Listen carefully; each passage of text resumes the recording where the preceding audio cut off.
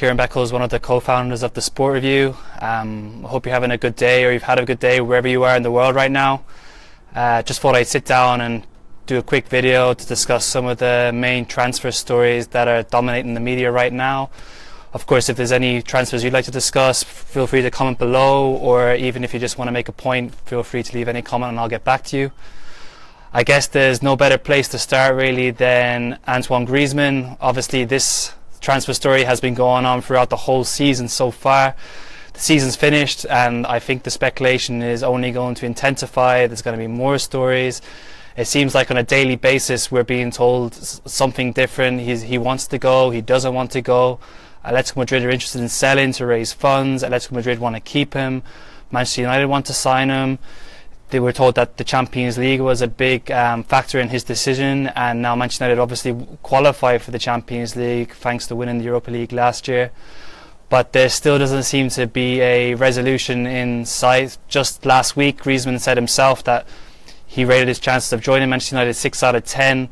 Then a few days later went onto Twitter and said, don't listen to the speculation, it's all false, you know, I'll talk about my future when I'm ready. And he's spoken since, but it's all been riddles really so far. So I think this is one that Manchester United fans are going to have to endure for a couple more weeks, maybe months. And if you remember back to the Pogba speculation last year, that deal wasn't quite done until August, so it could be quite a long few months for Manchester United fans if this potential deal rumbles on, and if there isn't a resolution in the near future. I think it would be a good signing for Manchester United. I'm not sure he is quite the player that they need in terms of an out-and-out goal scorer, but I think he would complement the players that are there right now pretty well, and he'd obviously be one of those marquee signings that United fans are looking for to kind of bring that glamour back to the club since Ferguson's left really. I think he obviously is good friends with Pogba, and with Marcus Rashford progressing nicely, I think he'd be a good player to play alongside him. He has the ability to drop deep too, so that it would be a good signing for Manchester United. It's just, I guess, the question of the transfer fee and whether he is worth the money that's been talked about. I mean, you'll probably see figures of between 84 million, 90 million, even 100 million on various media publications. So it looks like he's going to cost quite a hefty sum. So I think that's one to watch out for, and I'm sure that's one that we'll keep talking about as the summer goes on and maybe find out a bit more. There is some good news for Manchester United. It looks like David De Gea is going to stay, according to the transfer reports today. He is willing to commit his future to United, and the Champions League football, you'd imagine, has played a massive part in that. Of course, he has been linked with Real Madrid in the last 2 or 3 weeks specifically, and of course over the season there's been rumblings again, but I mean that's been pretty much the situation for the past 4 or 5 years with De Gea. I mean, since I think it was under Van Gaal in 2015, he came very close to joining Madrid. It fell through due to paperwork on the final day of the Spanish transfer deadline day. So I think this again will be a pretty big coup for Manchester United, considering it looked like he was going to leave a couple of weeks ago with him not starting in the Premier League anymore. Obviously he was overlooked for the Europa League final. I think if he maybe had committed his future a bit earlier, perhaps he would have started that game, even though Romelu was Mourinho's Europa League goalkeeper. For such a huge final with the top 4 placed in the line, you would have thought De Gea would have started if there wasn't this speculation surrounding his future. Zlatan Ibrahimovic too looks like he could be staying at Manchester United. Of course his contract ends this summer.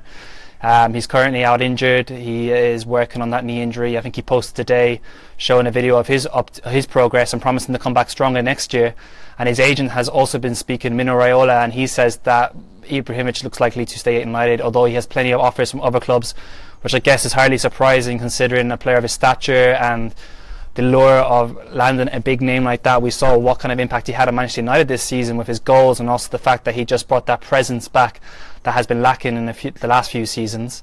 So I think for overall Manchester United right now, it's going to be an interesting summer, and I think Griezmann is going to be the name that's going to be talked about a lot, and interesting to see what other deals Mourinho does around that. Looking at the other clubs, obviously Chelsea had the disappointment of losing the FA Cup at the weekend. I incorrectly predicted that they would beat Arsenal 3-1, so I got that one wrong. Diego Costa was speaking today about his future, and he welcomed reports of Romelu Lukaku moving back to Chelsea, which I guess you could read in 2 different ways. Costa himself is on his way and sees Lukaku as a natural successor, or he's looking forward to playing alongside a striker of Lukaku's quality. I think it would be a good signing for Chelsea. a different type of player to Costa, and you'd wonder if Lukaku probably isn't quite as good as playing that lone role right now as Diego Costa has done. If you remember Costa's performance against Manchester City early this season at the Etihad, he probably is one of the best strikers at playing that lone frontman role. So Lukaku will have to work on that side of his game. I think he'll have to work on being more of a consistent finisher. And I guess the question is, how much will Chelsea be willing to pay for a striker they only sold to Everton 3 seasons ago for 27 million, around that fee? So that's going to be a lot of money shelled out on a striker they've already signed once before, and I think the fee they're talking about is about 80 or 90 million, which seems an awful lot for a very good Premier League striker. But I think if he does go to Chelsea, he'll need to prove that he can be more consistent, and as a neutral fan, I mean, that will be exciting to watch. You want to see great players like Lukaku, or potential great players like Lukaku, develop and really fulfill their promise at a club like Chelsea. And whether Costa stays is another debate. He's been linked with China. He's been linked with a move back to Atletico Madrid. Atletico Madrid seems like a common theme with transfers this summer. It'll be interesting to see if he stays. I would like to see him stay. I'd like to see him have another season with Chelsea in the Champions League under Conte, to see can he maintain that level of performance over 2 seasons in the Premier League. I know he did great in La Liga under Simeone, and he had 2 or 3 great seasons there. So I don't think there's a question about his ability to keep that hunger going in back-to-back seasons, but he hasn't quite done it in the Premier League over a 2-season period. So that'll be something that will be interesting to see. Obviously, there's been another transfer deal involving Chelsea youngster Dom Solanke. He's moved to Liverpool. Don't think it's quite the signing that Liverpool fans expected for the first signing, I guess, of the summer, with talk of Virgil van Dijk and players from the Bundesliga. It's quite an underwhelming signing, but he is 19. He has a lot of potential. He didn't play in the Premier League last year under Antonio Conte. So it'd be interesting to see what Klopp's plans are with Solanke. Is he going to be just a backup striker, or does he see him as someone that can really develop into a proven Premier League striker? I guess much like Daniel Sturridge when he came to Liverpool had obviously had the spell at Manchester City, where he was rated as an exciting young prospect.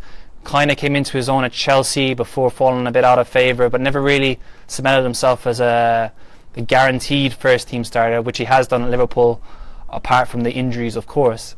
So I think that's one that will be interesting to watch out for. I think Liverpool fans will be hoping for a big name signing, especially going back into the Champions League. Definitely need recruitments, definitely need some big names, but also need to add numbers to that squad, because you'd be worried for Liverpool if they had the same injury problems they had in the second half of this season, but we're still going in the Champions League or the Europa League if they have already dropped out of the Champions League, with the Premier League, the FA Cup, the League Cup. I think that there needs to be serious recruitment there, and I think Van Dijk would be someone that would probably excite Liverpool fans and reassure them that Klopp is going to improve that defence that has conceded so many goals in recent seasons. There's obviously been reports of a few Bundesliga players. Klopp obviously has knowledge of that league, so I think that will be interesting to watch. I know Aubameyang has been speaking that he wants to leave Dortmund. That seems like a striker that would instantly improve the Liverpool team and would really give us a bit of an edge next year in the Champions League, given his record in the Champions League and the Bundesliga. So maybe that's one that could happen in the summer, although Paris Saint-Germain are interested apparently and are willing to pay a lot of money, so Liverpool might be out-muscled financially on that one. Obviously the big news at Arsenal today is that Arsene Wenger has committed for another 2 seasons, which I guess is hardly surprising considering he won the FA Cup. I think it was pretty inevitable that happened, that he was definitely going to sign that new deal, and it looked like he was going to sign it anyway. He's now calling for Arsenal fans to get back behind him and unite the club, which I think is going to be one of his a difficult challenge for him in the coming season or so.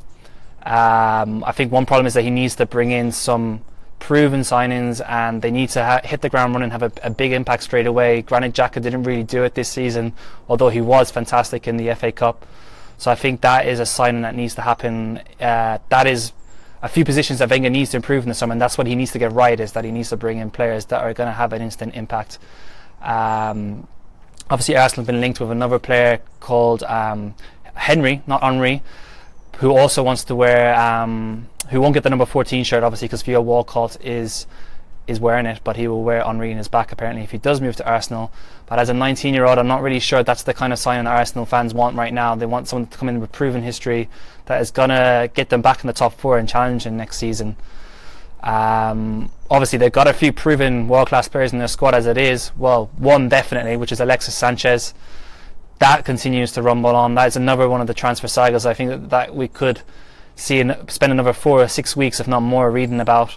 Today his Chile teammate Arturo Vidal was urging him to come to Bayern Munich, so it seems like that his future isn't certain yet, and that is something that we'll have to keep watching for. So there's going to be an exciting summer, I think. Obviously with the increased transfer budgets, 5 teams in the Champions League, there's going to be a lot of demand for players, and it's going to be interesting to see who gets who, and will some clubs struggle to bring in their top targets but given the competition. So hopefully I'll be back discussing more transfers later this week.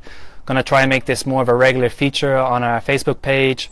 If you like what you're seeing, please comment below, ask any questions or any feedback, or just anything you want to say. We'll try and get back to you, and have a great rest of your day. I want to get in and out the sun and enjoy it.